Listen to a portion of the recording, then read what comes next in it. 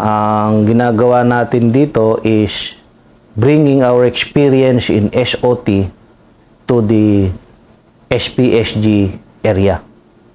And we can adapt from confronting the SPSG to the cities or back and forth to the cities again, to the SPSG again.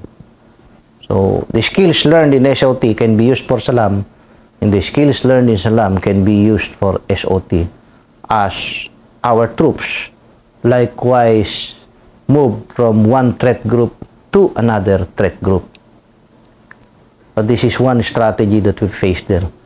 Again, from the initial concept nung SATC, para maintindihan ng mga estudyante, kasi yung iba sa kanila MNLF integris, we made it very simple. We made it na maintindihan noong mga integrated EP natin and officers so that they can implement it. It can only be effective if they can see yung MNLF integris as part of the SALAM concept. Kasi they are a symbol of the sincerity of the government. Dating rebelde, naging sundalo, naging opisyal, just their being present is in itself a symbol of the sincerity of the government to solve the problem in Mindanao. So those are some of the concepts doon sa SALAM. Ano ba yung rationale natin for conducting the accord? In the mid-1990s, the affected barangay nationwide has reached low levels. I believe mabot na lang ng 700. And if this trend continues, wala na tayong paggagamitan sa SOT because we can clear all the affected barangays. So, if there are no more affected barangays, what is going to be the mainstream CMO program for that time? Wala tayo. So that's why we proceeded towards developing the next level CMO program, as during that time it was projected that we are winning the war against the CPP-NPA. That is the rationale for the accord. Because all the areas are cleared, and in behalf of yung CHCD methodology natin, we are proceeding towards peace and development. In this peace and development approach ng Philippine Army, it is likewise connected doon sa ating Unlad Bayan campaign plan for nation building, yung campaign plan na yon. In the conduct of the development efforts doon sa ating mga liblib na barangay, development per se is not infrastructures. Development is in terms of developing the skills, developing their knowledge, developing their leadership, or any types of development which is not necessarily infrastructure. Although we can also do, and we did also, projects sa infrastructure. So that is the history ng accord. It is a continuation of the SOT program natin. Accord has been done in many areas, and it has created goodwill for the Philippine Army. Continuing with the problem natin sa CMO, kasi yung approach natin is parang quantity based tayo instead of objectives based. Yung criteria for selection of projects can be considered in the following manner. Okay. Ang una is magnitude niya.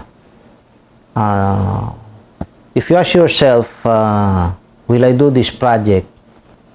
You think also of the magnitude. The magnitude defines the extent of the problem. Marami bang tao sa target audiences natin? Yung population natin, ng target audience natin, this project will benefit them or kokonti lang? That is a major consideration. The other consideration is relevance. pag sinabi nating relevance ng project, ito yung intensity. It measures the intensity to how the CMO project addresses the mission or objectives of the unit. So, pag sinabi mong relevance, konektado ba ito sa mission ko? Baka hindi naman konektado. The third is urgency. Kasi yung karamihan na nakikita natin kailangan kaagad sagutin. For example, merong rescue operations and you need to do a rescue operation. There is a sense of urgency there. And doing actions as soon as possible is one of the factors that needs to be considered. So, urgency is another factor. The fourth factor is importance.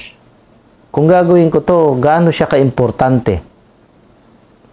In terms of importance, I can compare this project to other proposed projects and I can gauge its importance in relation to the unit mission and to the unit priorities.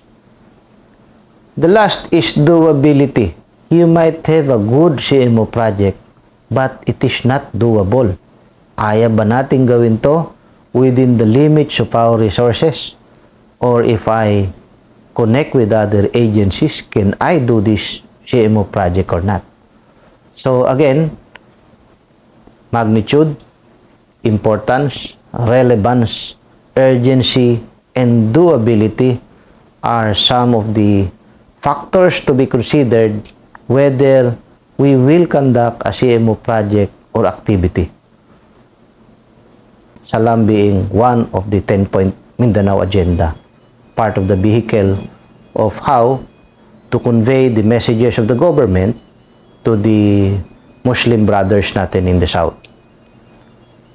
That also made Salam known not only sa Philippine Army, not only sa AFP, but also to other government agencies, at yung nagsasabing maganda yung Salam is not only the people, but also yung taga-DSWD, yung taga-OPAP, and the other government agencies. They're praising Salam for its very unique approach, and for this, we have to credit a lot of people para sa concept.